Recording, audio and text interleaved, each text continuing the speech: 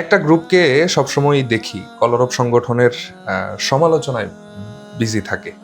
সেক্ষেত্রে আপনাদের সাংগঠনিক কাজ সম্পাদনে কি কোনো প্রভাব পড়ে? কোনো পজিটিভ বা নেগেটিভ যে কোনো প্রভাব কি পড়ে? আসলে যারা কাজ করে তাদেরই মূলত সমালোচনা হয়।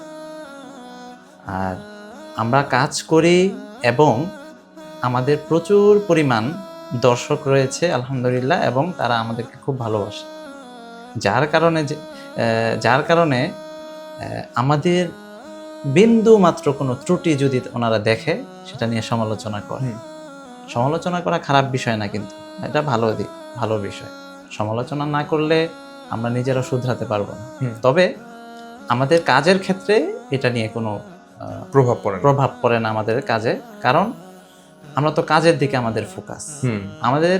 আমাদের কাজই হচ্ছে মানুষকে সুন্দর সুন্দর সঙ্গীত উপহার দেওয়া।